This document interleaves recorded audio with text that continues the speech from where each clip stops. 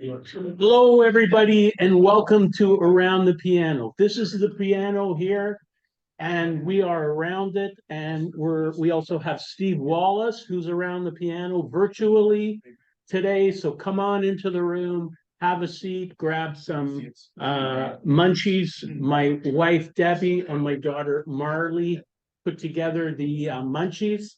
The munchies are, yes, nice round of applause. The munchies tonight are sponsored by Roger Gray, realtor, and also by myself, David Grossman, mortgage broker. I will tell you what the plan is for tonight. So first of all, we have Steve Wallace. Steve is, Steve is involved in a lot of different organizations. He does humanitarian work and pretty remarkable guy. And I was at a presentation recently put on by Rotary to learn about this humanitarian project that Steve has been out, I think, probably 26 or, over 20 times to the Dominican Republic to assist with a community down there that needs assistance. And we'll talk more about that and get into it with Steve momentarily. We also have after Steve, we're going to bring Roger Gray up to the piano. Roger Gray is a local realtor, and he's got about 30 years experience in all kinds of real estate, development, commercial, industrial. You got it. And the topic today, of course, is secret sauce for running, owning, and operating a successful cottage rental business, which is something that a lot of people are interested in. So that's what we're going to talk about with Roger. We also have Sasha Rose DeLeo. She is with us tonight. Sasha is a counselor of the town here, one of the counselors, and maybe not everyone knows this, but she's also a nutritionist. So, and she's got some interesting ideas and points of view. So she's going to offer some tips on nutrition, how to be healthy. And also, she's also organized Friends of Wasaga, which many of you may have heard, which is an incredible group of people that come together on a regular basis and are doing great things in the town. Also, just want to mention, it's nice to have you here, Ellen Timms, also a counselor and good friend, and all of you who came out. Thank you for being here. And those of you online too, who are on the Zoom. And last but not least, Jerry Hogan, a very good friend, CPA, has been able to free himself up because the tax deadline is looming. And Jerry always makes time to go and see people and meet new people. And he's been a good friend and supporter. So he's going to do a little bit of tax tips. And then we'll have some more networking for those who want to hang around. So that's the plan. So let's start off with Steve Wallace. Steve, can you hear me okay? I can, David. Thank you. All right, excellent. So Steve Wallace, he's the chair of the Corvette Lottery. He's acting chair of the Wasaga Society for the Arts, which runs the art gallery where we are today. So that's great. He's also on the board of the Air Cadet. And of course, he has been working with this mission that I talked about in the Dominican, where he's been at least 23 times. And I saw this presentation, and there's a few reasons why I was really impressed with it. But one of the things that Steve's been able to do, I mean, the Corvette Lottery, everybody's heard of, they've raised so much money. Steve, tell us about, if you would, please, some of these initiatives, the Corvette Lottery, the how you've been able to raise funds, not only from people locally, but then you've gone back to Rotary International or applied for grants from the Canadian government, if I understand correctly. Well, the Corvette Lottery is licensed by the Alcohol Gaming Commission of Ontario, David, and all the proceeds from that lottery are distributed to registered Canadian charities operating in Ontario. We're the Rotary Club of Wasaga Beach runs that Corvette Lottery, and we're coming up very close to a total of $1 million raised and distributed locally through that venture. It's amazing. How did that get started, Steve? I wasn't there for the beginning, David, but I think the way there was a house lottery that the Rotary Club got in on, kind of like a co-event with somebody else, and then there was a Corvette club here in Wasaga Beach. They still exist, and they wanted to hold a raffle, and over time, the Rotary Club of Wasaga Beach lent a hand, and then somewhere around the turn of the century or just after that, the Rotary Club took it over in full. Okay, so I'm bringing up some slides for this organization for this H Heart. So Heart, just Heart. Thank you, Brian. So talk to us about Heart. What your involvement is, what opportunities there are for people who might want to get involved. Sure. HEART stands for Hispaniola Humanitarian Assistance and Relief Team. Some photos. Yeah. Yeah. I should probably tell you a little bit about the people that we're going to come to know in this presentation. I'll try to be very brief. Essentially, sugarcane was a major export in the Dominican Republic all throughout the 20th century and into this century. In the 20th century, and somewhere around the 80s, the sugarcane went bust. But before that, there just simply wasn't enough people from the Dominican Republic to actually do the rough work of cutting the cane. So they enticed literally hundreds of thousands of people of Haitian heritage to come across the border to cut the cane with the promise of good wages and good conditions. That actually, when somebody invented the sugar beet in the United States, it was a better way, more effective way to get sugar and it closer to the market. The sugarcane industry went bust in Dominican Republic, and those people the fields were abandoned, and so were the people that were there of Haitian heritage. They really didn't know how to get back home. Their documentation was basically in the possession of the people who ran and managed the sugarcane fields, and they disappeared overnight. So they didn't have any documentation. Suffice it to say, now they live in, there were barrack blocks that the men lived in. They basically, a lot of them settled there, took wives, and essentially shanty towns have established in the Dominican Republic. There's about 280 of these.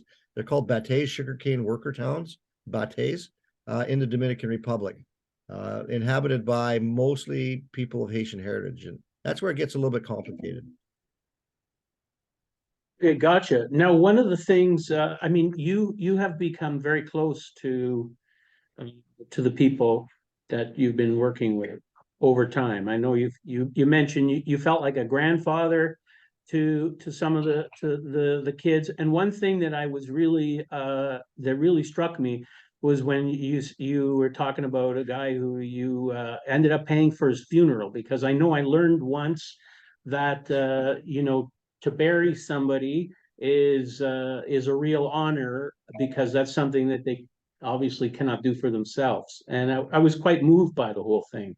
So, Yeah. what does it mean to you personally to be involved in all this? Well, I don't do it for what's in me. The mission of HEART basically is just try to make the lives of these people a little bit better every day. The reason why these people are special, and special to me, is because they are disadvantaged and poor, because they are considered stateless. There was a law passed in 2014 in the Dominican Republic that said if you are a child of a Haitian immigrant, you are not, even though you're born in Dominican Republic, you are not entitled to Dominican citizenship. So now we have about 200,000 people in the Dominican Republic of Haitian heritage, and they don't have it. They're stateless. They're people of no particular country, and these people are discriminated against horribly. Obviously, they have no citizenship. That means they can't vote. They can't own land. They can't work on the open economy. They have to eke out an existence on the black or gray economy, doing dangerous mule type jobs. They don't have an entitlement to health services. And you get to a slide here, there you see a guy with a broken leg that we found. Basically, it's kind of like Canada. You go to the hospital, you show your insurance and your health card, and you get the services you want. But these people don't have a health card, they don't have insurance, and they're turned away at the hospital. And people die because of that. It's absolutely crazy. The governments in these shanty towns, the municipal governments who are responsible for these shanty towns, technically, don't really provide services. The water in some of these villages is literally a 3/4 inch PVC pipe that somebody's hooked into the system. The terminuses are horrible, and doesn't go to, there's very few terminuses in the villages. And the other thing it's astounding. They're not allowed to go to the Dominican schools. Now the United Nations puts a lot of pressure on them until they're 8 years old. Can you imagine basically running free in your village without a care? I call them literally yard apes until 8 years, and then 8 years old, then you go into school. Our experience was the kids couldn't even sit still for 5 minutes, and they were uneducated because their parents were illiterate. There's no mentorship on the home front, so they're really disadvantaged, and as a result, they're poor, and the discrimination is rife. Their color of their skin is different than the local people, the classic Dominican, who are more mulatto. The Haitians are more dark. If you go back to that a couple slides back, David, you'll find that family. So we're basically, actually keep going back, you'll see a man in an orange shirt. This is Alame. He's one of the original sugarcane workers. These guys, two more or three more. He's just since passed recently, but that's him with his after all those years working in a sugarcane field. He has no pension, no nothing. That was what his life was like. That's where he lived, in his room in the barrack blocks. The next slide, Dave. And then we're basically on 3 generations. These are some of the other original sugarcane workers that are all friends of mine. And they're eking out an existence. Next slide. And you see the second generation brought in wives, and the next slide, you mentioned being a grandfather. This is a family that I sponsor. All of this is a family of 5, and the girl has 3 kids of her own. Angelina, the girl, the oldest girl there, is 24 years old. She's the oldest in that family, and there's 5 children. Their father just passed away in December, and I paid for that. That's another funeral I paid for recently, unfortunately. And these people are stateless. And I'm sad to say, Angelina used to work by bringing lunch meals to the people who were basically recyclers in the dump. And now she can't because there's big immigration sweeps.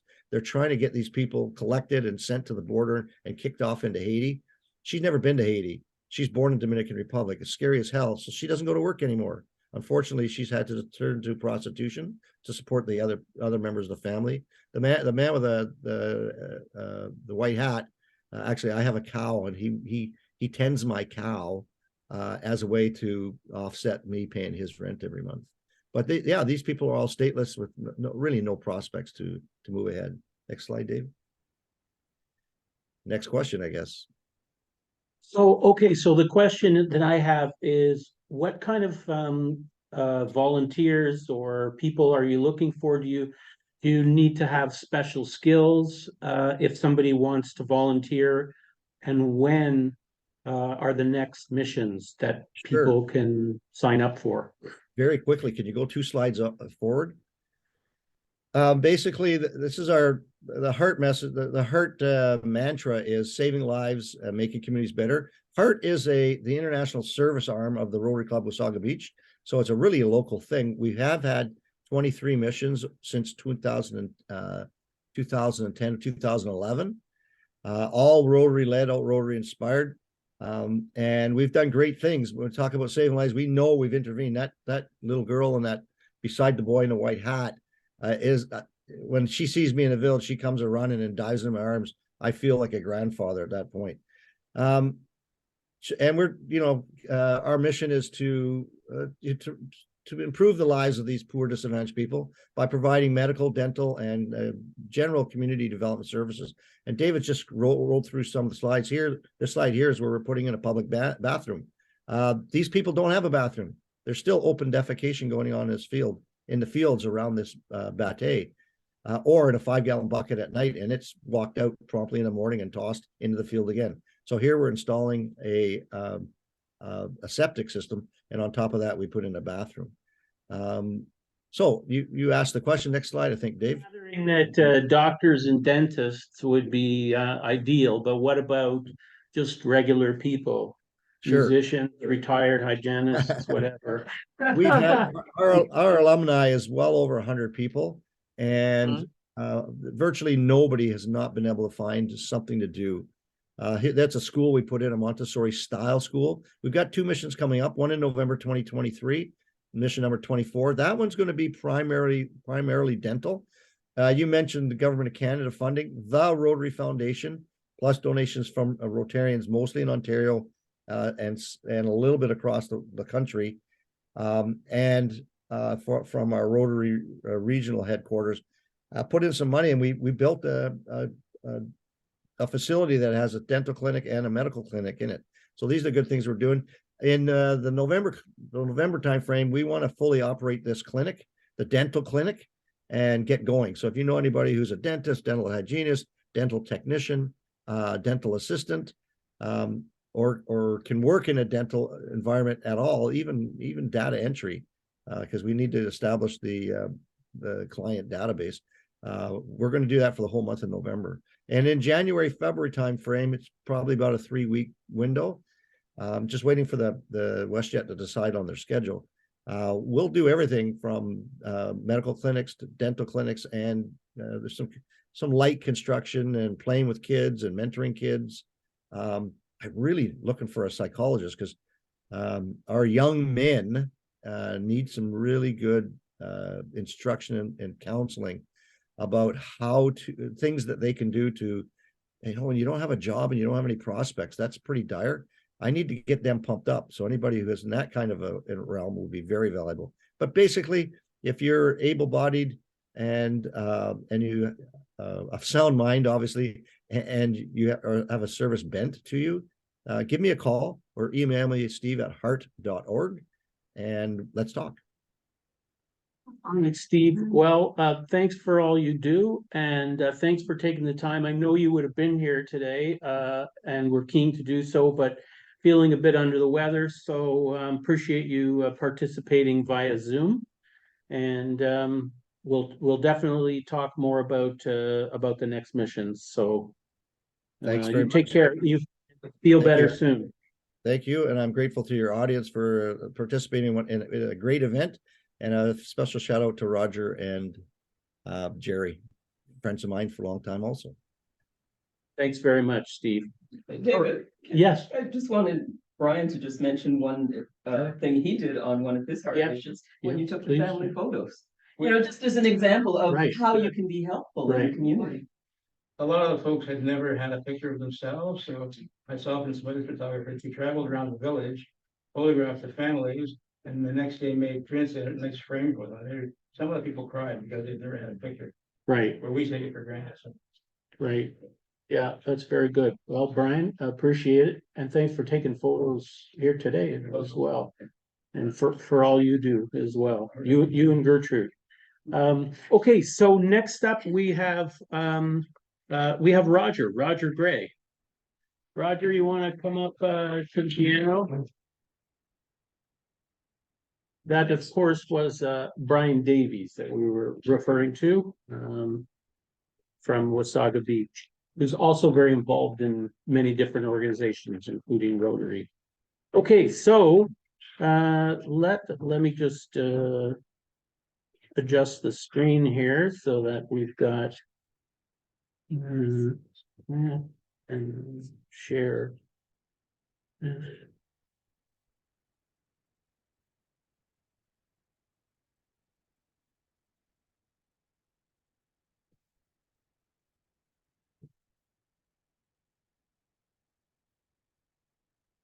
Okay, we've got just give me a second. We had technical issues before, and I'm trying to work through them.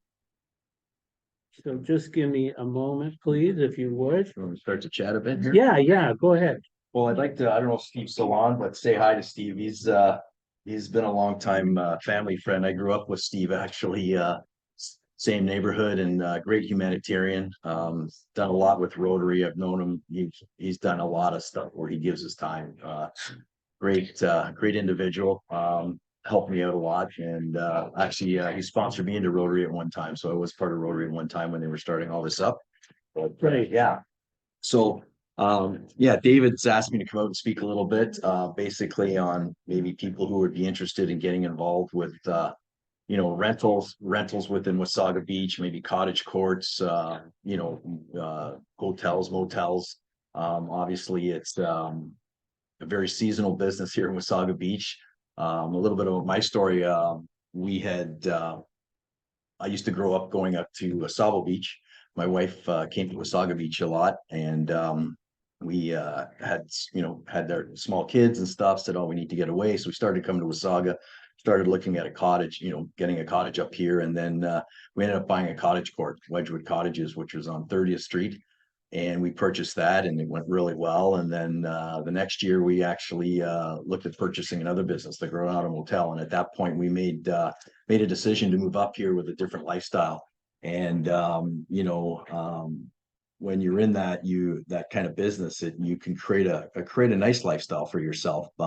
You can be busy on Saturdays and check in on Fridays, but if when things are going well and you've got those summer rentals going for the week, then you have a lot of free time to do some other things. And obviously, there's a lot of advantages from owning some of those places to incorporate into your own home as well through toilet paper that you may need or anything like that. Some tax advantages and different things that you can take advantage of. But so we had purchased a place, and then we purchased Granada Motel, and then after that we ended up purchasing another place. And a lot of times with these rental businesses, there's a lot of cash, maybe not as much today. So financing is a big part of it, and so you have to look at a lot of vendor takebacks or private money to get in. The banks don't like to touch those properties as much, and so we had actually parlayed one property using equity. We had a VTB. We used the equity to get another one, and then we actually bought another one on a full zero down mortgage VTB. Right. So Roger, can I just stop for a second? Maybe just for people who aren't familiar with the terminology VTB or vendor takeback, want to explain what that means? yeah, so basically when we were approaching the sellers, you're looking at that time for $300,000-$400,000 million, whatever it is, and the banks aren't willing to give you the money. You can come down with a certain amount of down payment, and then what happened is the seller would hold the mortgage for you. So, they would be your mortgage, they'd be your bank. I mean, they're still kind of registered in there, and we would just be paying them the monthly mortgage payment to them, and work down your mortgage the same way, and then eventually, hopefully pay them out.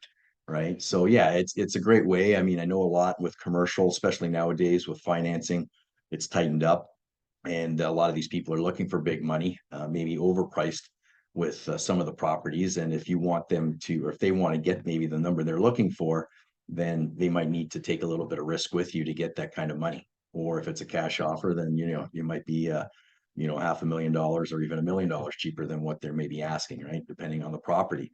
So There's an advantage for the seller too, if Yes. they do that. So as long Yes. as they don't need all their cash from the sale immediately, they're reducing their capital gains, at one time, yes. right? Big It's time. because they're not getting all their money out right away. That's right. Yeah. So Right. they're not paying the full blunt of the tax all at once, and it's incremented over time, which is a smart idea, right?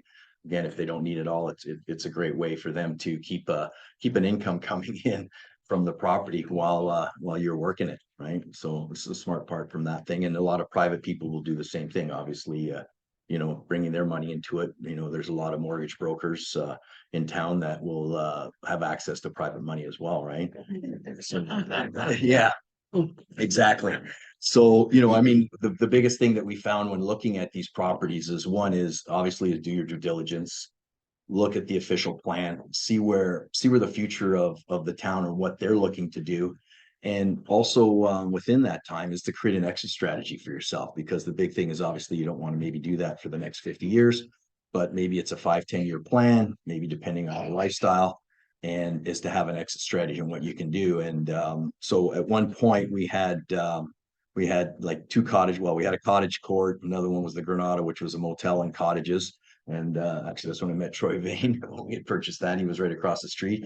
And then we purchased Bayfront Beach Resort, which is at the bottom of 29th Street, right on the water. And at that one point, between those three properties, we had basically 36 rental units within those properties. And you know, it can get busy in the summertime, and you got that kind of 10-week period where, you know, you start to get the people coming up, you make your bread and butter then. And then, you know, in the off season, we would look out at renting to either skiers with beach, like when we had Bayfront, it was more at the other side of the beach. You know, we would look at advertising to the skiing market where they could come up and maybe rent a place for the season. You know, transient people that are moving up here, haven't found a place to live. Maybe it's a new job. They needed somewhere to live in the wintertime. And one of the big tips that we got at that time is to stay under the Innkeepers Act. You know, as a landlord today, a lot of the laws aren't necessarily in favor of the landlord. And so in trying to get those people out can be very difficult. So if you were staying under the Innkeepers Act, what we would do is we would charge a first month and last month. So that last month, we'd actually make that as a security deposit and maybe change it by about $50, right? So it's not the same. And you stay under the Innkeepers Act that way. It's easy to get people to move out. We'd also get them to sign a letter stating that, you know, come May 1st, that they would be leaving the property, and get them to pay either weekly or biweekly, right? So if you're over that 30-day mark, you kind of run into that landlord tenant act, and then you're into a whole different ball of wax, right? So, Okay, can I jump in here for Yeah, a second, sure. Roger? Okay, so first of all, you mentioned exit strategy. right, So let's talk about that a Yeah. little bit, because, you know, typical person might think, okay, I'm buying rental, like a property, you can rent out the cottages, I'll run it for a few years, and then when I get tired of it, I'll sell it. right. It's more complicated than that? It depends. You know, there are people that are coming along. Obviously, in today's markets, it's shifted a little bit, and we actually with Bayfront, we had actually were looking at different businesses at the time, and we had put the whole property up for sale, and we were finding it hard to move the property. At that time, we were looking at over $1 million for it. This was back in 2015. And so what we decided to do was actually I might even have a picture here. This is what sits at the bottom of 29th Street. So what happened is that this was actually 12 units. So the person that originally built it had created 6 townhomes, but before they completed it, they took the stairs out from here into the basement, but they had created a basement apartment. So what we did is, so we would rent out all 12. We had a pool on the other side. We're right on the water. It was great. But what we did is we decided to turn it into condominiums or townhouse condominiums. And so what we did is we put the stairs back inside. We gave it a whole facelift. And so what happened is that when we went to the town, and they were great to work with us at that point, they wanted to keep, you know, they didn't want the rentals to go down. So what they did is they gave us a special exemption. Instead of us changing our zoning to R3, they kept it commercial accommodation with a special, or they changed it to R3, but gave us a special exemption for keeping to rent, to be able to rent out. So you could actually purchase the upper unit. Well, you purchase the whole thing, but you could still rent out the bottom unit to, you know, weekly people, nightly, whatever, through the summer or whatever you wanted to do, and you weren't breaking any zoning or any bylaws that way, right? Because I know, you know, the big thing right now is you have a lot of people that will purchase a cottage and then they want to rent it out. You know, comes a long weekend, May 2-4, well, let's stick 50 kids in there, we'll make a ton of money, we'll charge them $100 each. But the problem is that they're not commercial. There's you know, the zoning's not there, they don't have the proper insurance, there's fire regulations and all that. And then what they're doing is they're competing with the commercial owner who is paying, you know, higher insurance, he's paying all those things, following all the bylaws, and they're kind of breaking the bylaw in a sense. So the town stepped in and created I think it was a $5,000 fine at the time. I don't know if it's changed or not. So if you were doing that, the bylaw started going around to clamp down on that because they were cutting into the business owners' bread and butter, right? Which is not necessarily a fair way to play, but it does happen, right? Okay, so I just want to expand on that just for a little bit. So when we're talking about exit strategy, so I think the idea here is that when you're looking at a property to buy, one of the secret sauce is that you're looking for an opportunity of how can you add value to that property. Exactly. Change the zoning, sever the property, maybe assemble with a neighbor to do something, Yeah. maybe add units, maybe upgrade. Yeah. Improve, Right. to do something to add value to that property. Yeah. May require outlay of cash. Right. And at the end of the day, it's like, okay, well, how are we gonna, it's the same thing I know with private mortgage lenders.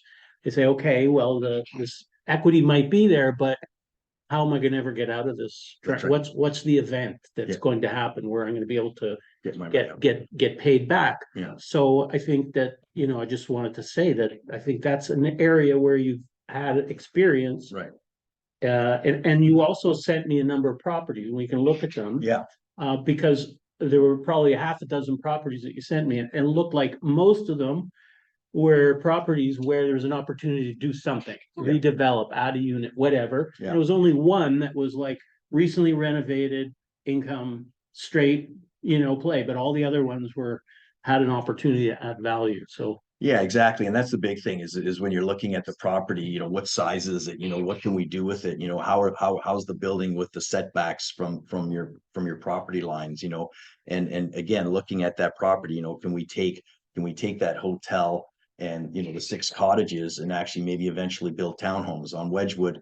That's what we did. We had basically 1 acre there on 30th Street. And we looked at different scenarios. We could sever it up into 550-foot lots by 200, or we could have, what we were doing is going to R3 and we were looking to put 10 townhomes in. At that point, when I was doing all that, I had partnered with another friend of mine who had some experience in it as well. And as we were doing all this, we went through council, the whole 9 yards, and put the thing, and we got approved for that. And then all of a sudden, Pine Valley Homes came along and said, we'd like to buy it. So before we even went to that point of building, just on the development side of it, working out all the paperwork, official plan, all those things, we did all that and actually probably made just as much money as we would have without going through the hassle of building the townhomes, right? And it was the same with this. At the time, real estate was a little different. We were asking a lot of money for it, wasn't finding anybody that was going to come along and buy it. So we said, hey, let's go along. And I'm an electrician by trade. So I have 30 years in construction as well. And so what we did is we said, let's take these and put them into townhouses, create that extra rental in the bottom. And we did all the work inside. And then we sold off every unit individually and actually probably made $1 million more than we would have just selling the property by itself. Right. So there was an advantage to that. And so that's a big part of it is when you're looking at a property and is to make sure that you can see maybe a vision for the future of maybe what else might go there. And that's where, obviously the official plan will help and what the town sees going in there, right? They want to have residential, they want industrial, they want other things in there. And that'll help out big time when with that. So it's a lot of communication. The town was great.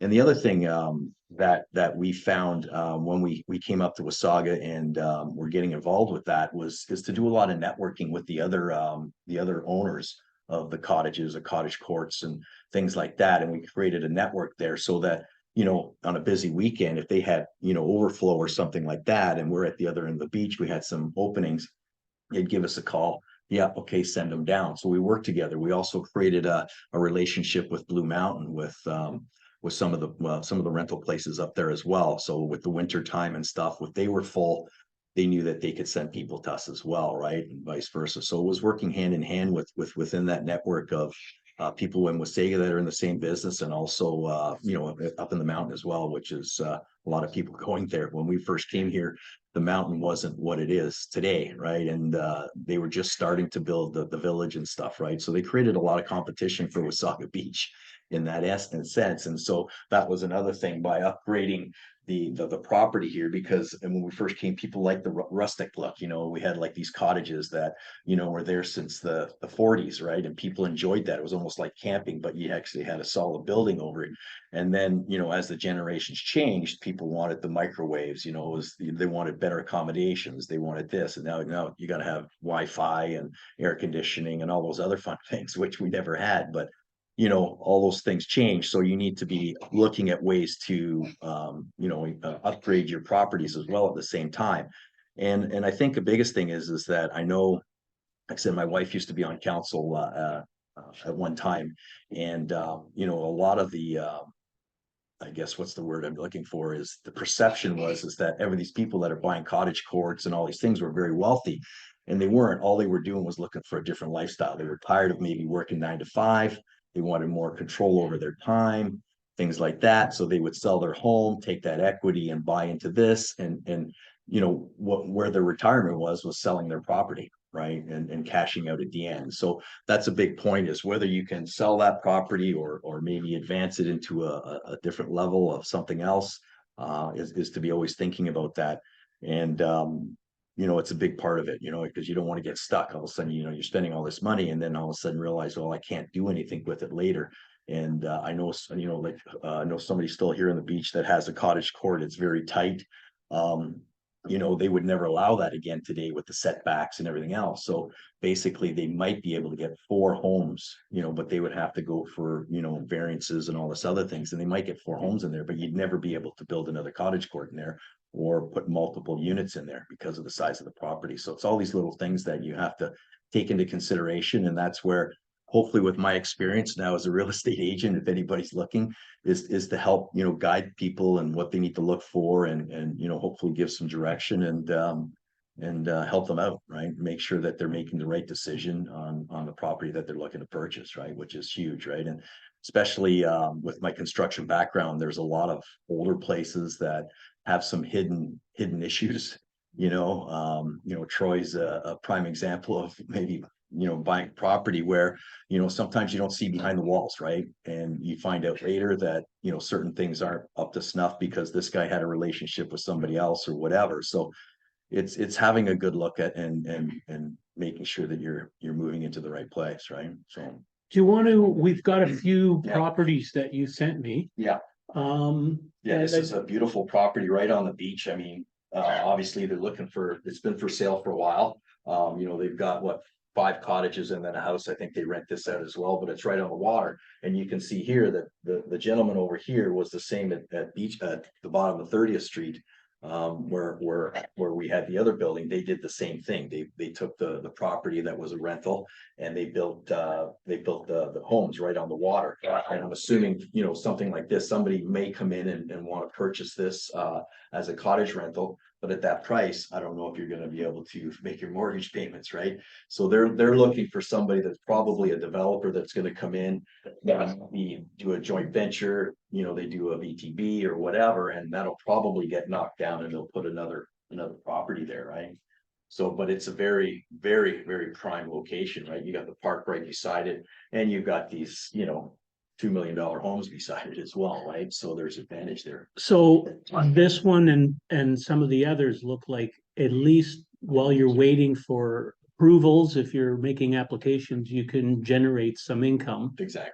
Yeah. So that one house down at the bottom would probably stay. I think that was a winterized all Yeah. season. The other were just summer cottages. Yeah, and it looks like they might have, like, some of these might be split in the middle, so they're saying Mm. there's 9 units, so there's 5, there's probably a couple in here, so these might, you know, some of these might be double units in there, right? And do you think that would be the best use, like single family homes? No, I would think at some point they would look at putting something different in there. I don't know if that, based on the dimensions here, that you could put, maybe you might get one other home in there, right? Which isn't Right. really feasible for that kind of money. But you know, you might be able to put some townhomes in there, Mhm. maybe, Yeah.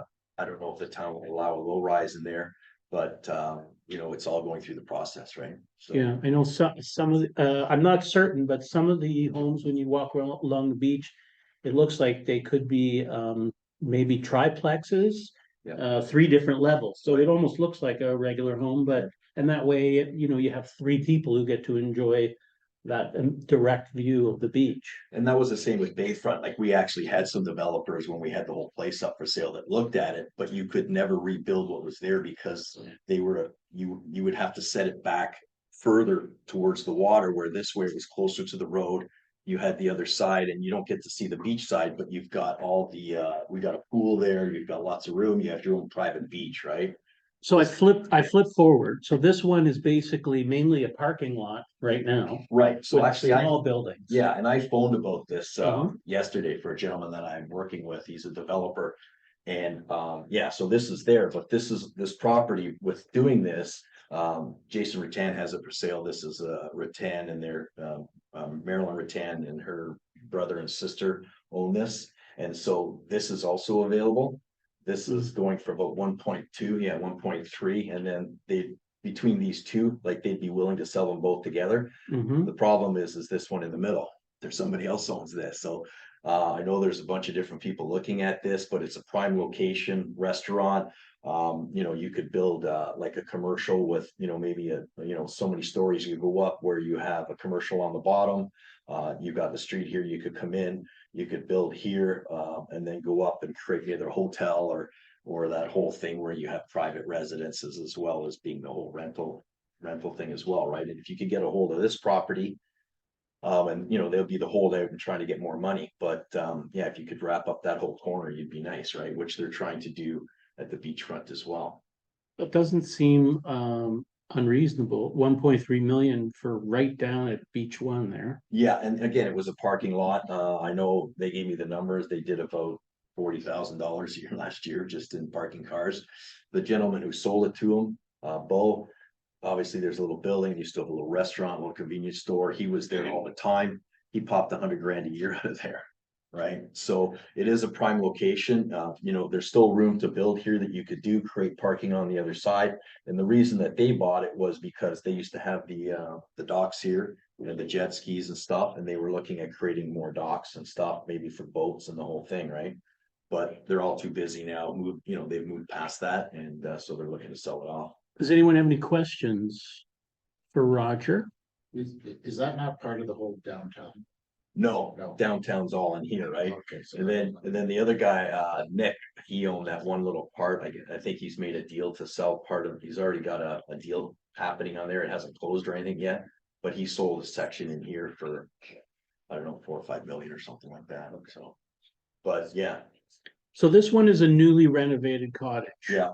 Yeah, again, so they've taken an older place where it was pretty run down, and they've taken, you know, they still have the basics there. They stripped them down, you know, put new siding and made them more I guess accommodating for people coming up to rent, right? So this would likely be for somebody who just wants to operate Yeah, a cottage rental business. Would Yeah. you recommend normally people manage the renting themselves, or? we did. I mean, you're saving money. I mean, it depends if you're living up here. I know some people that have bought them, they've actually lived on site, and then eventually they'll, you know, they build up the income again and they'll purchase another home off site. They're on there, but yeah, it all depends. But I mean, I know some people that operated themselves for a few years and weren't kind of into it, and they hired a property manager and they had people looking after it for them. But again, it's a cost, right? And you So, can use Airbnb to advertise. advertise, right, you're because it's the proper zoning and all Yeah, that. exactly, yeah. Right, gotcha. Yeah, and then this one's for sale, 13 cottages plus the main building, right? Again, all of them are a redevelopment opportunity. So again, you know, if they're not looking at doing it themselves, then they're trying to sell it off to a developer, right? Again, 2.8, I mean, it's pretty reasonable price. It's right on the river. It's a nice sized property. But again, you know, you're making some income as you go through the steps to do it, or it's a lifestyle, right? You know, you could live on site. I know like the Luau, they have a beautiful home at the one end. They live there. They've got all the places, the cottages and the motel, right? So, which is a great advantage, right? You don't have that extra property. So, Right. Okay, so that gives us a view. So you've given us some of the secret sauce there. And if people want to explore further opportunities, either here in town or elsewhere. yeah, You can help them because of all the development experience with commercial, Yeah. industrial. Yeah. Um, And it's not also sometimes like, I mean, you've got Midland, you've got Penetang, you've got between here all the way up to there, and then you've got, you get into the Collingwood area, it's gonna maybe a little bit more expensive, but on the other side as well, right? So lots of different places and, doesn't necessarily have to be here with today's technology.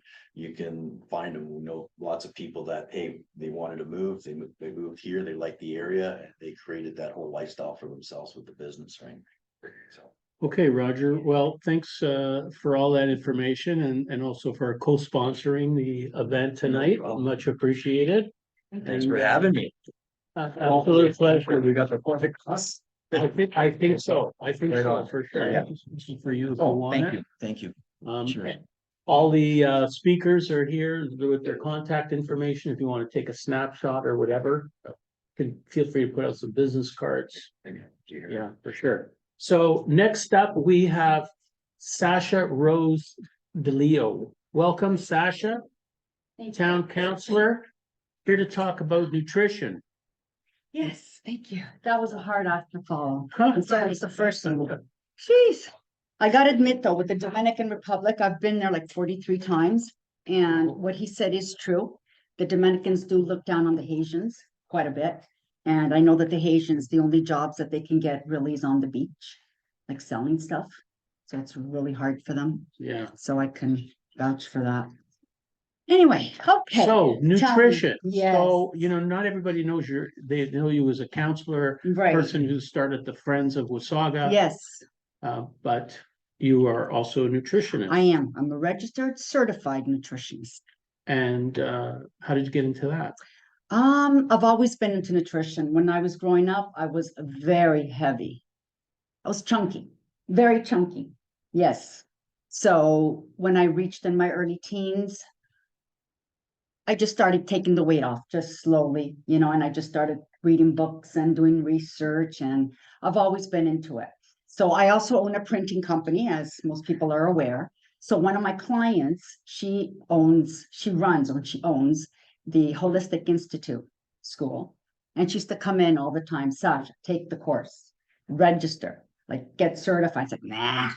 She'd say, well, if you do, you can do corporate speaking. I was like, oh, okay. So that interested me.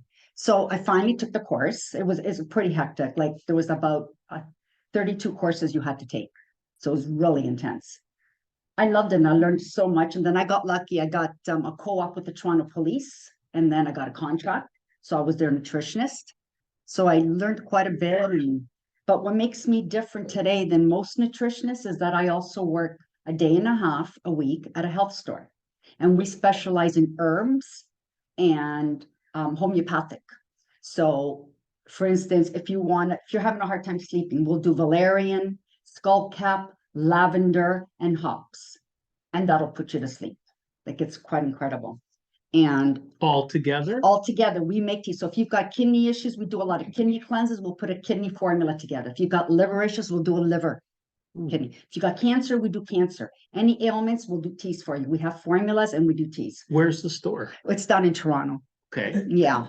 Well, the guy I work for, he was asking me how Wasaga Beach is. Mhm. I said, it's coming along. So he's thinking of opening up a place up here because there's nothing up here. Herbs are hard to come by. Very hard to find, especially when they specialize in that. I know in Toronto, Thuna's was the pioneer down at the Danforth. So everybody went there. You walked in and it looked like a witchcraft store. That's all you saw were these jars. They shut down. So now we've the store I work for, they've been doing this for 50 years, but not as intense. But now we're the pioneers for that now. But if people want help, do they have to go to Toronto to the store or can they? Oh, no, I do consults on the side. Oh, yeah, Okay. absolutely. So Oh, absolutely. Okay. Yeah, yeah. So for instance, I'll give you another thing. So also for sleeping, believe it or not, cherry juice promotes melatonin.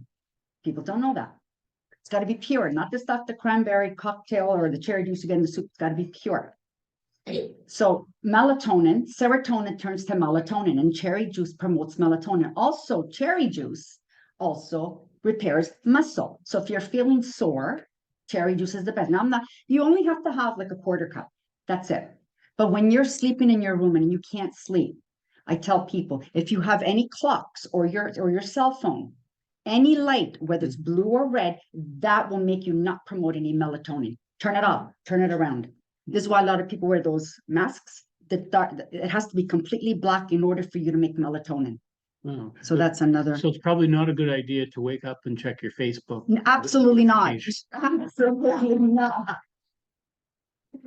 Heard the Acerola cherries, I'm sorry. Acerola cherries, I heard that they're very good for you as well, like that natural. Right. Pure Acerola cherry. Yeah, yeah, yeah. Even tart cherries are good. Black cherries are good. Yeah, as long as it's a cherry. You can also buy a supplement of cherries that people use. And it does work. It really does. Yes. Does it have to be cherry juice? Can you Yes. just eat a No. whole bunch of cherries? No, no, because it's concentrated. So you would have to eat about 2 pounds of cherries to get that same effect. Oh, no. But they're high in sugar. They're high in sugar, which is glucose. Careful with that. Yes. Isn't there a period of time that you're supposed to not pick your electronic devices or TV before you go to sleep, that you can get a better sleep? So- Well, yeah, but I mean, it depends what time you go to sleep. So studies have shown if you're getting less than 6 hours of sleep, you are now at 50% higher rate of becoming diabetic. So anything below 6 hours, you're not put yourself into that 50% category. So it's really important you get at least 7 or 8 hours of sleep. Supplements. Oh, did we have a question? No, you were just, I just need to be closer. 'cause- oh, okay. Oh, sorry. Well, I'll get to that. Okay, I will get to that. sure. Okay, so how many here have any digestion issues? Yeah, okay. I do. Okay, so what I teach, I'm the queen of digestion. So I consider myself that. So what I teach is food combining is the most important thing you want to do. So the secret is this. You never ever combine a protein with a starch. You say, why? Well, I'll tell you why. So when you're eating a starch, and people don't know this, your saliva, the job for your saliva is to break down starches. So your saliva produces polysaccharides. So when you're chewing bread, pasta, or rice, I want you to do a little test. I want you to chew, continue chewing for about a minute. You'll notice that the more you chew, the sweeter it gets. That's the polysaccharides going to work and breaking it down. So what that's actually doing is you're already digesting your carbs already 50%. So when you swallow, your digestion already is at 50% for your carbs. Now you're going to take a piece of meat, whether it be chicken or steak. So you eat that. The saliva doesn't recognize protein. It's only there for carbs. That's it. So now you swallow the steak. So now your pancreas releases pepsin, which goes to work for the steak, the protein. It releases amylase. This is digestive enzymes, goes to work to digest the starches. And if you have any fat, whether it be oil, butter, or any kind of fat, it releases lipase, and that breaks down the fat globules. So now your digestions are going. Now remember, we have hydrochloric acid, which is very powerful. So the hydrochloric acid, a lot of its function is to break down protein. So all this now is swerving in your stomach. So it's about an hour. So now the starch, remember, it's already digested at 50% when it went down to your stomach. So the starch now says to the protein, move aside. I want to get through. I'm done digesting. But the steak is saying, I'm not done yet. I still need time. So what happens is the starch sits in your stomach and it actually absorbs the hydrochloric acid. So what happens is it starts to petrify in your stomach, starts to go and get acidity. So if you ever remember when you eat a steak and potato, don't you find an hour later, it's like, you're so full. Well, next time, eat a steak, have it with a salad or just a vegetable, non-starch veg, and you will see that in an hour and a half, you're gonna go, I feel like I haven't eaten. That's because it went right through. There's no interference for it. So if you want to eat a carb, let's say you want pasta, that's fine. Eat your pasta. Just don't put a meat with it. So that meat and sauce and no, that's got to go with the pasta. That's got to go. So another thing too, fruit. You never eat a fruit with a full meal. That's a no-no. Because when fruit sits in the stomach with the meal, it ferments. So just picture grapes, how they ferment when they're making wine. That's what's happening with the fruit. So with fruit, an hour and a half before your meal or 2 hours after your meal. The only exception would be a citrus fruit or strawberries that you can eat with your food. Because if not, that you're gonna start petrifying in your, it'll go very acidy. And how many here suffer from acid reflux? No one. Oh, that's good. Oh, you do? Well, I'll give you a little hint on that. So you have acid reflux. What's the first thing you're gonna do? Take a Tums? Yes, yeah. So, absolutely. right. So in actual, Sorry. yeah. So in actual fact, what's happening is this. If your stomach is making a lot of acid, it's doing what I just explained to you. So what's happening is there's not enough hydrochloric acid in there to break the food down. So when there's not enough, that means the food is sitting longer in your stomach. So it's petrifying more and it creates that acid effect. So most people take an acid to kill the acid that you don't have enough of. Get what I'm saying? So you're making it worse. So 20 minutes before you eat, you're going to take a tablespoon of apple cider vinegar, a little bit of water, and you're going to drink it. So what that does, it gets the peristalsis going in your stomach. It's going, okay, it's getting the hydrochloric acid all ready. So when you eat, it's ready to attack. Or if that's not strong enough, hydrochloric acid capsules, digestive enzymes. I take 2 with every meal. I got discovered 40 years ago. I don't make enough hydrochloric acid. Every time I'd have chicken or meat right here. So remember, I'm going to teach you. This is your stomach right here. Okay. This is your small intestine. Most people think I have a stomach. That is not your stomach. That's your intestines. And this is your colon. So the stomach is right underneath the rib cage. So if you feel that pain there, that's your stomach. Right? Any questions on that? Yes, dear. I have a different Sure. myth to not drink water while you're eating. Oh, absolutely. And I'll tell you, it's not a myth. And I'll tell you why. Baby zips only. So what happens when you're drinking a lot of water? What are you doing to your hydrochloric acid? You're diluting it. You're not giving it a chance to do what it's got to do. Leave it alone. So we don't drink an hour before? Well, you can drink way before, yes, but as you're eating, baby zips. Don't dilute that hydrochloric acid. That's the worst thing you can do. Well, give it, well, if you, what do you say by drinking? Like what, a full glass? Give it about a half an hour. Well, little zips are fine. They're fine. But if you want to drink a full, give it a half hour. See, that's also bad. We all do that though. Don't you find that after you drink your coffee with the full meal, you feel even worse? Because coffee has no transit. But again, when you're drinking your wine, are you gulping the whole thing unless you're an alcoholic? Right? You're taking zips, right? Which is fine. Any other questions on that one? No? Okay. Okay. All right, that's good. Right, quick question. Sure. So then would it be okay to just eat a big baked potato for dinner? Yes, that's a carb. You're fine. No meat, No meat, no salad, no salad. You're fine. Yep. You can have French fries. I mean, I don't. sour cream? You can have sour cream. Yeah. You can get the fat-free one. That's good. The full fat. Well, full fat for milk. No, full fat for milk. Believe it or not, full fat milk is better for you than the skim milk. This is why mama's milk, they say, was always the best. That's full fat milk. We good on that? Yeah. Yeah, I could continue? Okay, let's talk supplements now. How many here take supplements? Good. How many here take, I'm losing my thing here. I'm losing my mind here. Soluble supplements, vitamin A, E, D, and omegas. Okay, are you taking it with any fat? That's the only way they're going to work. Any fat soluble vitamin needs to be taken with fat. I don't care if it's a little tiny piece of toast with butter, a little piece of avocado, or it will not get absorbed in your system. Fat needs fat to get absorbed. Any vitamins or just those? Just those soluble ones. Yeah, but technically vitamins, they're cofactors. They're not meant to be taken as a substitute for your food. They cofactor. So if your body doesn't have any vitamin C in foods at all, don't expect that vitamin C to be working. It's a cofactor. So I suggest to people when you're looking for vitamins, I have 2 rules on that. 1, forget about tablets. Me and tablets don't get along.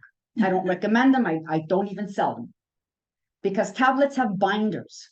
So these binders, they're chemicals. And one of the binders, there's 7 binders, and one of the binders is trans fat that I've discovered. Now so you want capsules which are filled and they dissolve instantly into your system.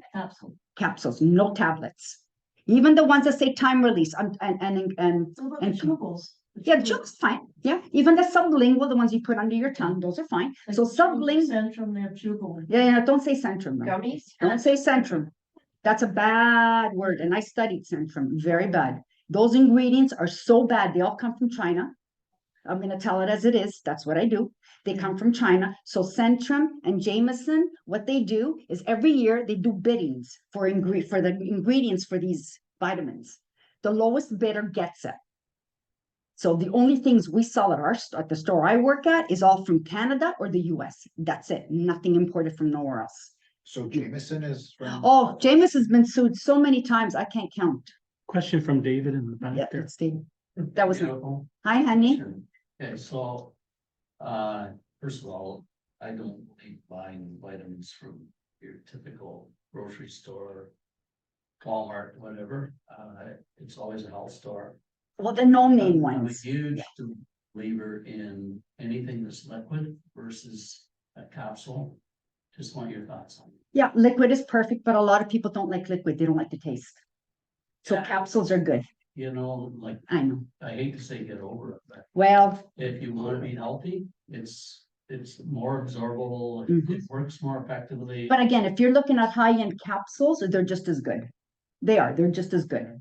Yeah, and I was gonna also mention, I always recommend liposomal or bioavailable. So on the capsule, you will read liposomal or bioavailable. What that means is that they're already converted in the form that your body needs to absorb it in. So I'll give you, for instance, CoQ10. So most people buy CoQ10s for the brain, the heart. So CoQ10 in your system needs to convert to ubiquinol. But you can buy ubiquinol. All right, it's already converted, but it's double the price. So even bioavailable, it's a lot more expensive, but it's already made available for you to absorb it instantly. Okay? Okay. Okay, we gotta wind up shortly, so Oh. give us your last, Okay, Last men, thing. I want to go men quickly. Men, prostate. How many of you get your prostate checked? Okay, I'm blunt. Good. Every year? Okay. If you get up more than twice to go to the bathroom every night, you better get your prostate checked because that's an enlarged prostate. When you turn 40, it's a known fact that your prostate does enlarge. So pumpkin seeds is what you want. Pumpkin seeds has selenium, magnesium, and zinc. It's known to bring down prostate inflammation. So that's very important for men. But remember, they have to be raw, unsalted. Anything that's roasted, when you roast a nut, you've oxidized it. Once you oxidize it, it looks for free radicals in your body. And what does free radicals do? Looks for cancer cells. That's what it does. So don't ever roast your nuts. Raw, unsalted. Oh, okay, tell us about, Brent, we will have to have you back to do this again, because obviously it's of interest. I know, but we've got to move it along. So Friends of Wasaga, you Yeah. got an event coming up. Yes. Tell us about the event. 2 events And actually. then we're gonna have Jerry up Yeah. to do So a quick. Friends of Wasaga was formed 4.5 years ago. It was formed because I just thought in this town, nobody knows no one. And I thought, it's time that, people start meeting people. So I just put a post out there and, people just started coming and we have coffee meets on Saturdays. Usually it's at Tim Hortons and it's posted. But we're having a breakfast. We're going to get back into the breakfast, the lunches and the dinners. So we're having a breakfast May 6th, 10:30 at Iron Skillet. If you're not on Facebook and you know people, they can just come on in. May 18th, myself and Frank Stanisi, we are doing a dinner and dance over at Marlwood. Tickets are $40, and that's going to go towards paying for the DJ, the food. So the food is Parmesan chicken, Caesar salad, bread, dessert, coffee. So it's all included. And we'll make that one. I'll close my eyes and we'll make that one exception. And one drink of Wasaga beer or a glass of wine.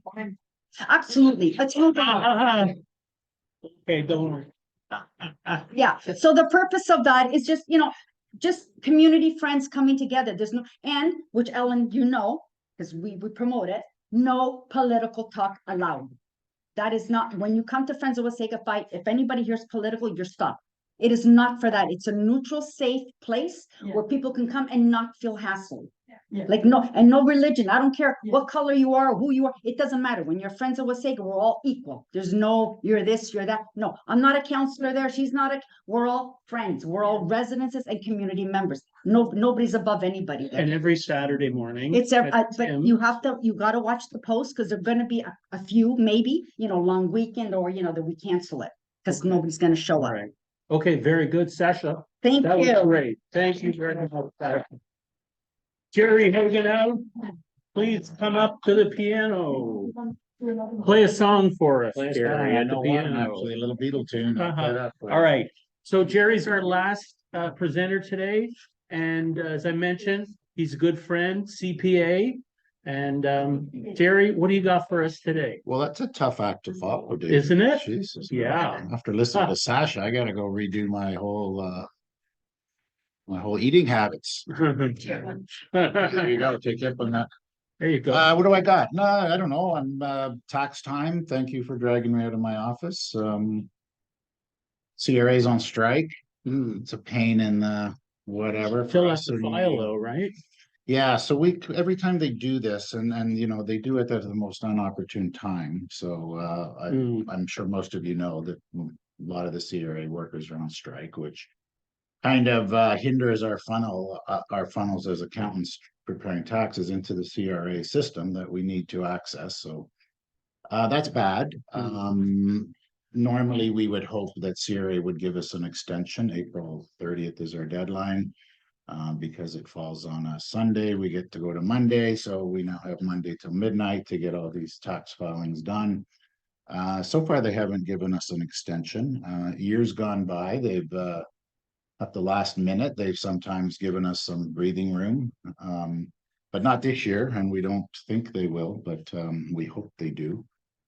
But it's a real pain, probably not so much for you, but certainly from us when they go on strike and like there's no phone calls anymore. You call CRA, yep, thank you. You're on hold for 3 hours and 35 minutes until someone will talk to you. And even if you did go on hold, 9 times out of 10, you disconnected. So there's really no access to them.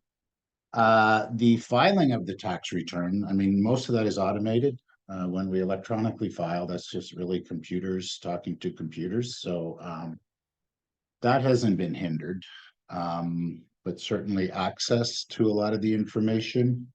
Again, I repeat, we hope that they do give us an extension. We're all scrambling. I'm on this network of about 300 accountants that every time we have talk all day long and ask questions. And so we're not happy when they, do that. But you can also trick the system, which if you're self-employed, you have till June 15th. So it's not uncommon for us as accountants to get past April 30th and then go, oops, we forgot that person. And if they have a tax liability, if we put $1 of self-employed income on your tax return, no longer are you supposed to file by April 30th, you file by June 15th. And remember, everybody gets a little freaked out about the filing deadlines. That's really only if you owe tax. If you owe no tax, don't worry about it. So at this time of year, most accounts were putting piles, okay, their refunds, don't worry about them. They owe tax, we have to get that. And those penalties and interest charges can be quite significant, right? The interest isn't that bad. There's 2 things that we always want to avoid, penalties and interest, and they're 2 very separate things. Penalties are for late filing. Okay. Interest really happens if you don't send installments or if you do owe them tax and if you don't pay it right away. They're very accommodating. If you owe them tax and you don't have the money, they're very accommodating to have a payment plan, and they'll charge you interest. Interest is never really a problem. It's the penalty. Okay, you're basically, if you're a late filer once and if you owe tax, they take the tax you owe times 5% and there's your penalty. And if you're late filer twice, that becomes 10% penalty. So Yeah. the penalties are much more worse than the interest, and they are 2 very separate things. So Right. Well, I got a nice penalty last year, filed on time, but again, if you owe money, you're supposed to pay it by April 30th, no, right? there's no penalty in regards to payment of taxes. There's the payment of taxes and there's the filing of taxes. Filing creates penalties. Payment creates interest. But okay, so self-employed filing deadline is June 15th. Yep. But if you owe money, Wasn't that money Yeah, due so- previously? So try, we always have a hard time explaining that. Oh, you don't have to file till June 15th. So we file on June 15th. And let's say they owe money and they're going, how come I'm getting interest? Well, you're supposed to have paid by April 30th. Right, So again, there's a Right, difference between exactly. filing and paying. right. So I'm gonna go pay, I'm gonna give them some money this year, even before I file, just, So, okay, there's a bunch of deadlines in our world. So February 28 is a big deadline. That's RSP deadline, but more importantly, in our world, it's dividends. So if we have corporate clients, we have to file dividends for everybody. That's a big deadline. April 30th, it's a big deadline. All the individual tax returns have to be filed, at least those that owe money have to be filed by April 30th. Then there's June 15, and then there's, which is the self-employed deadline, and then June 30th is a deadline for all the corporations that have calendar year ends. They have 6 months to file. okay, now, so I was just gonna say that I think it's important to say that you also have a company, Canadian Investment Services. Yes, yes. Investments is a big part of what you do. You're not your typical accountant. wanna Thank you. I'll talk a take little that bit as- about I'll that? take that as a compliment instead of an insult. Yeah, we're there in my opinion, I've been around for a while. There's a big integration. The problem, people go to their investment people for their investments and they go to their accountants for their tax stuff. That is so integrated. But accountants don't talk to the investment advisors. For example, the amount of people have had come in and go, well, here's my RSP slips, and I'm like, okay, so why are you putting money in an RSP and if you're in a 20% tax bracket? And they're like, well, I don't know. Why? Am I supposed to save for retirement? And I'm like, no, you don't put money into an RSP if you're only saving 20%. So there's an integration of the tax and investment. And I can go on for hours about all the things that happen in the tax world that have an impact on the investment world, and same with the investment on the tax. So a lot of under servicing in those areas simply because there's not an integration of those services. And so that's, we do both, and I think we better serve the client by being able to integrate all that stuff. Right, and real estate is a big part. Yeah, really. Well, Of what- again, on the investment side, there's two very important things we have to do. One, obviously, is make a rate of return for our clients, but more importantly, much more importantly, is protection of capital. So, when people entrust us with their money, they hope that we're looking after their best interest in regards to the interest rate and the protection of capital. So in our money management world, we basically think, well, over there is the public market, that's stocks and mutual funds, and over here is real estate. And good real estate, as most of us know in this room, is the best way to protect your capital. And it's also a very good way to get good rates of return.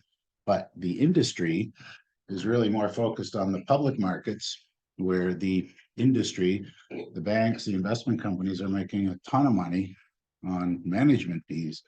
So most of the investment advice drives people over to mutual funds and stocks, and not very many really, people really get into real estate on their own, not from the advice of an investment advisor. Not many investment advisors say, oh, take all your money out of the stock market and go buy yourself real estate. And you can help people invest their money in real estate in a couple of different ways, at least, right? Yeah, we do a lot of different real estate. We basically, in our company, we either do our own things or we go to third parties and access investment products. So third party investment product, the main one is real estate income trust, which for those of you that don't know, is just a group of apartment buildings. They're called REITs, real estate income trust. So that's where we go to third parties and access those type of products through people like David, who is also not only your mortgage broker, but you're you're a dealing rep. Right. So those are the they'll average about 8 to 12, but consistently, that's the key. So in the stock market, as we all know, your money goes up, it goes down. When you get a consistent return, you have compounding. Compounding is magic. If REITs can be publicly traded or private REITs. Publicly traded REITs will bounce up and down in the market. Private REITs will just continue to go up. So The private REITs did very well through COVID. They did very well through COVID because the prices of the rent were kept going up.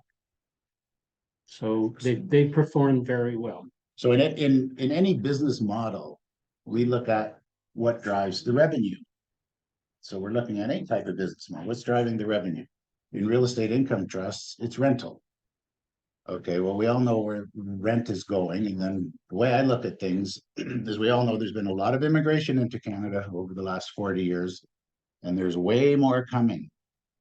We have borrowed an unbelievable amount of money in the last 4 years, you know, even before COVID. Our national debt is 1.5 trillion or something. It's mind-boggling, and it makes no sense. And nobody seems to really care. So what does that mean to a REIT?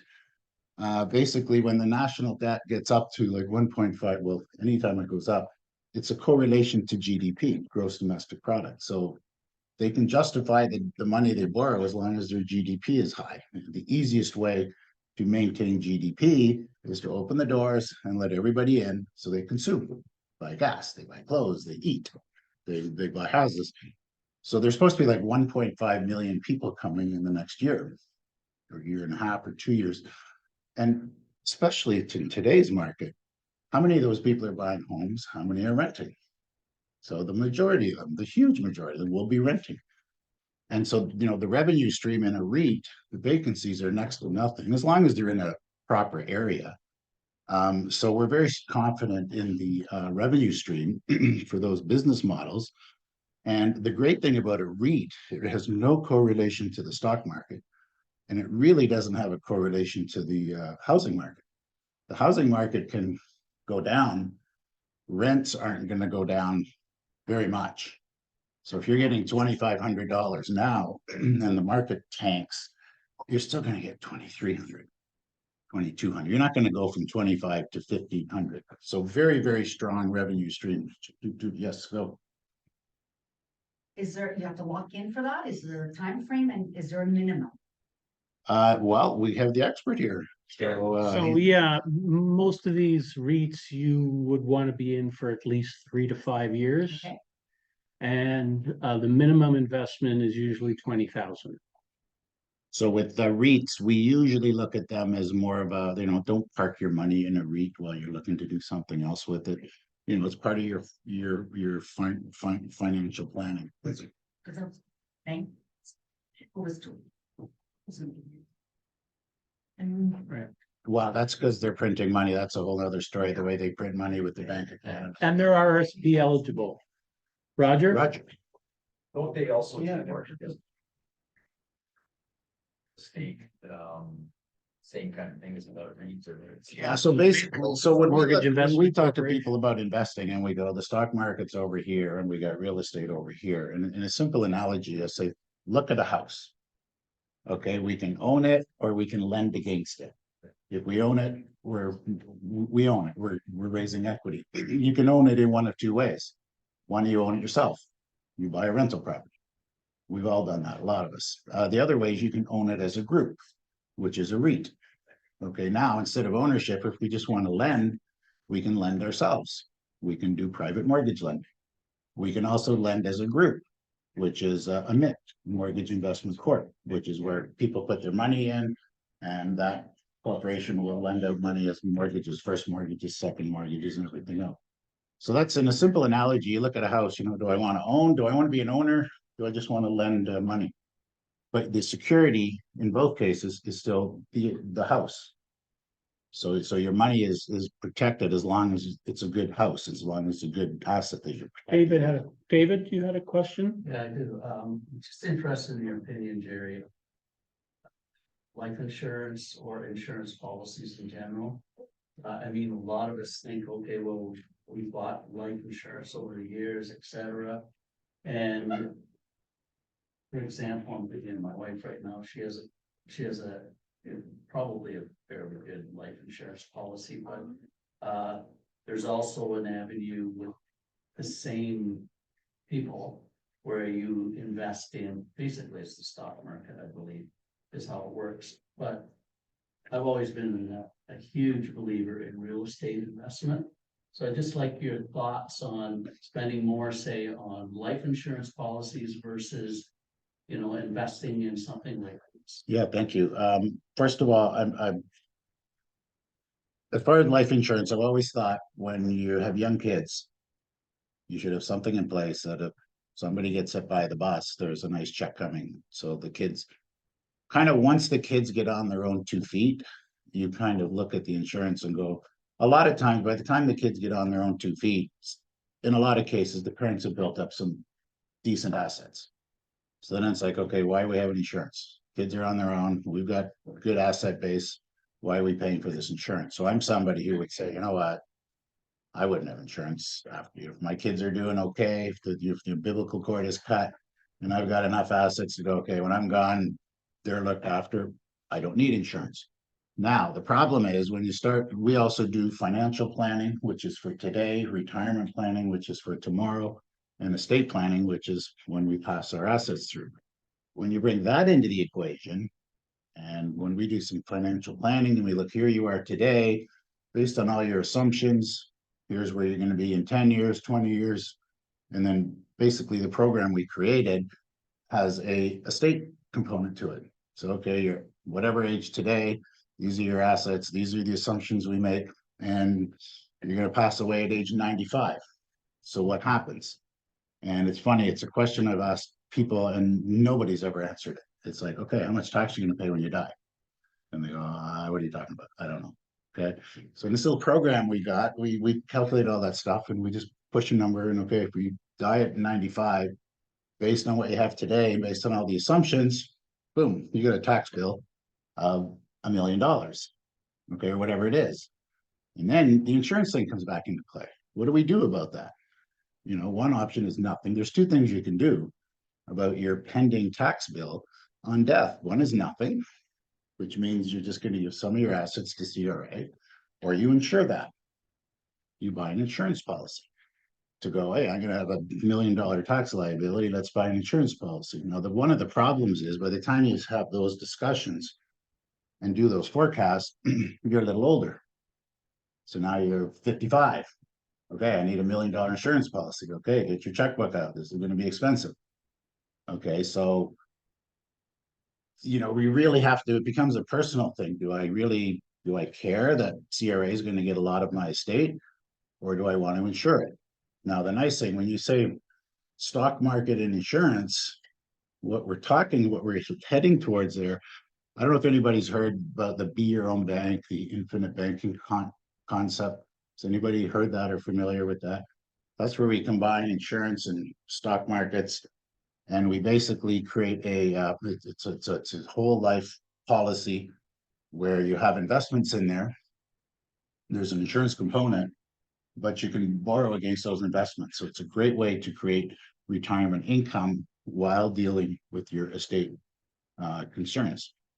But the insurance on your estate really becomes a very personal decision because it will take a lot of money out of your life. You're saying, well, should I take the money, put it in real estate, or should I put it in insurance policy? So that's why when you combine the stock market, when you talk about these be your banker, infinite banking policies, you're actually getting an investment component with your insurance. It's still costing you money. It's still taking money away from insurance. But it's something to consider. One of the problems with insurance, all due respect to insurance people, they're selling you insurance. Invite an insurance person into your house and they're not leaving until, they're not giving you the honest goods. They're there to sell an insurance policy. So, we kind of take an approach where, hey, we need to educate you. We're a tax company, we're an investment company, we're basically an education company. So here's the good, here's the bad, you decide. You have the information. And we take that approach with any investment, a REIT, a real estate income trust. Here's the good, here's the bad, you decide. Annette? Big conversation. Oh, Sorry, yeah, Sasha. Just to clarify, I'm just a little confused. You're saying that if something happens, then CRA gets most of the money from your estate? Okay, so I've done over yeah, shoot, go, yeah. Will is specified in that will, who gets what, then it's your other lord, it's notarized, and That's fine, yeah. yeah, You're then saying if you everything don't have goes. a will. Are you saying if you don't have a will? Oh my God, there's a lot of things going on in what you just said. Yeah. Okay, so first of all, I've done over 500 final death tax returns. Okay, on more than half of those, we have had to send 50% of the RSP assets to the government. Why? Because on your death, you have deemed to have sold all of your assets. Your RSP is sold, your house is sold, your investments are sold, everything you own is sold on your death. Now, what happens to all those assets? So basically, when we have assets, they have a fair market value and an adjusted cost base, whatever we paid for it. So when we die, the fair market value comes into account for everything we own. If it gets transferred to a spouse, it gets transferred at your cost base. There's no tax. If it gets transferred to anybody other than a spouse, it gets transferred at fair market value. And we have to put that on your final tax return. And again, more than half of the ones I've done, we've sent 50% of your money to CRA. Back to the insurance question. Do we deal with this? The will, this is very important to remember, the will governs your estate. Okay, when you die, things go through your estate. It's governed by the will. Probate applies. Probate is just a recognition by the court. Yep, this person's dead. Yep, we looked at the will. We're good. That's probate. Okay, anything that is jointly held does not go through your estate. But we still have the same tax problems. Everything you have when you die is sold on paper. On paper. Everything. Yes, Roger. So, I mean, when my parents, what they did is they took care of all that before they passed, and they sold everything, kind of cashed out and kind of moved in with us. Right? Yeah, obviously there was other siblings, but at that time when they did it, we didn't have to deal with any of that, right? Because we were kind of. Well, I just dealing with somebody a couple of weeks ago. So they come to me, they got a 98-year-old parent, and they've got a lot of money in their RSP. And I'm like, okay, so we have to start pulling money out of like big amounts. We have to start pulling 150,000 out of her RSP. And they're looking at me like, she's 98 years old. She doesn't need any money. And I'm like, yeah, but when she passes in next year, 2 years or 3 years, half of that money's going away. So let's take some out now. We're all in personally, we're in 4 different tax brackets, 20, 30, 40, or 50. So we're always trying to get money at the low tax bracket. So if I leave this lady at 98 until she passes, everything is going to go through her estate and we're going to send half of it away. We can pull some of it out now. We pull it out at 20% or 30%. And that's why we do a lot of what's called RSP meltdowns. I don't like RSPs. I hate RSPs. Okay. They're good if you get a 50% or 40% deduction. No problem. Put the money in, but don't leave it there. Get it out as quick as you can at 20%. So we do a lot when we get new clients, they got RSPs because they've gone to the banks and we start taking them out at 20% if we can. So that's all part of financial planning, retirement planning, estate planning. All right, so Jerry Hogenhout, he's the guy to talk to for tax planning. Annette, you have one last question? Yes. Yes. You talked about a program possibly coming in where a friend of mine, she just knows her child is never gonna be able to afford a home. And somebody buys or I don't know, matches the deposit, and then when the house sells after 5 years, they take half the equity. Yeah, so there's a bunch of things coming out. So the government is trying to deal with affordable housing. So one is they just they've come up with the tax-free housing account. So basically what they'll do, well, that's not what the one, but they're coming out with a tax-free housing account, which finally it's something that I'm going, hey, government, okay, all right, because most of the things the government comes out with, like there's kind of the thing that gets promoted the most from the banks and investment companies and the governments are usually the things you stay away from. So finally they bring something out that you actually can put money into this thing, get a tax deduction for it, and take it out tax free. It's the only time we've ever had anything that you get a tax deduction, putting money in, and no tax coming out. It's the only time. And I'm like, yeah, okay, great. Then you dig a little deeper, and most of the time it's the parent putting the money in for the child. It's the child that has the tax deduction. So the child has no money and you're trying to put some money into an account for the child gets the tax deduction, not the person putting the money in. Okay, but still, okay, we're okay. We put money in, you get a tax deduction, the child gets the tax deduction, we get to pull it out tax-free if we buy a house. As long as it's a qualifying house. What you're talking about is a program. It's not run by the government, but they have different companies, private companies providing this, where they're basically say, you know, you want to buy a house and you only have $10,000. Okay, so we'll put in $50,000 or we'll match it or whatever. We'll put a bunch of money in. You're paying the mortgage payment. You own the house, but we own a percentage of it. And that's not a government program. There's private companies that do that. And that's not a bad thing. No. No, now listen, it's not the end of the world if you never get into the housing market. And I tell young kids too, I said, you know what? It's not, if I can do, so it's not a bad idea to rent. And if you have some money, buy a REIT, buy a rental property. You know, so listen, we all want to live in our own house. One of the problems with all these kids today, they're coming up and they're going, oh, that's not a bad house, but it's $1 million. And I've got $10,000 in my bank. It doesn't work. So that kid might just, okay, well, you know what? I'm just going to rent and I'm going to put all my money into real estate investments. You can put 20 grand into a REIT, boom, that thing's going to serve you well. It's a whole different mindset. We're taught to own our own house. And we're taught to not borrow money. I told my daughter, start a business and then get the house later. That's my mindset, but it has to be a business. You know, as parents, it's tough. It's really tough. You know, we all want our kids to have a better life than we do. And, you know, a lot of them are struggling. It's a great world out there. If you got a decent job, you can make a lot of money, but boy, you get behind the 8 ball pretty quick.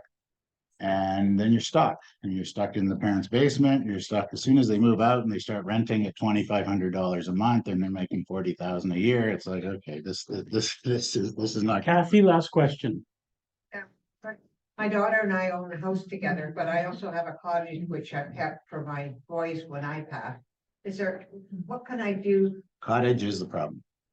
It's classified as a house, but it's right on the lake. So we're all allowed a principal residence exemption. We're all allowed to live in a house and not pay any tax on that house when we sell it or pass it through. It's the second house that's the problem. There used to be 2 principal residence exemption from 71 to 81. We all had 2. We could put one on the house that we live in to one on the cottage. The cottage is a problem because the cottages have gone through the roof and they've built many family memories. There's a nice cottage on the lake. It's now worth 400, 600, a million, 1.5 million, 1.8 million. And then the parent passes. And as I mentioned to Sasha, if your cottage is worth 1.8, we have to put 1.8 on your tax return, 1.8 million. There's no way of me gifting it while I'm still alive. You can gift, but anytime you deal non-arm's length, anytime you're dealing with your family, legally you can gift. So we've all heard of, I'm selling the house for $1 to my son. You can do that. There's the legal side and there's the tax side. The tax side doesn't care what price you paid or transacted at. You have to transact at a fair market value. Now, hold on, get you, Sasha. There's a new thing that just came out: underused housing tax. Worst. Oh my God, I don't know how I can be critical enough of this. This all started with all the foreign ownership who bought all these houses and they sat empty, and so the government said, hey, that's not right. We can't have foreign owners coming in buying houses. You know, they're not renting them out, so we're going to come after you. So they did, and it just came out in February. So now they've captured everybody, okay? Everybody that owns a house that might have a vested interest on behalf of somebody else has to file this underused housing tax. And if you don't file it, $5,000 penalty for a person, $10,000 penalty for a corporation. They brought this legislation down in February, telling us as accountants, you got to file all these forms by the end of April. And we're like, what? And remember, I'm in a network of about 300 accountants. And whenever legislation comes down, and if I'm confused, I go to my network and go, hey, anybody make any sense of all this? There's 300 of us going, we can't make sense of this. And we have to file everything by the end of April. So we protested, and now we have till the end of October. This is catching a lot of people. It basically means, for example, if you might want to buy a house and you have to put somebody on title to qualify for a mortgage. Okay, well, now you're holding that interest for that person in trust. You have to file this form, and if you don't, $5,000 penalty. There's gonna be so many people caught with this thing. It's unbelievable. It's the most ridiculous thing I've ever seen. And the reason they're doing it, back to the cottage thing, is because they're trying to get an inventory of what everybody owns. But if the house my daughter and I own jointly, if I moved to their cottage full time. So could that be my Yes. Can I is that suggest that some way of getting around it? You turn. have business cards? I mean, I encourage people to talk, Have but a for if couple. we want to discuss There's some further, cards. Jerry also does a monthly webinar Tomorrow night, tomorrow night. He does it every month. So here's his card. if you You want, you have to go, unfortunately, now. I gotta go drive my wife to the He's airport. gotta go take his If wife to the anybody's airport. I do a monthly webinar. It's free. There's no cost, nothing. It's just me talking for an hour. I do it the last Thursday of every month, which happens to be tomorrow night. It's gonna be short tomorrow, because I think there's a hockey game tomorrow. It's gonna be very short. Tomorrow night.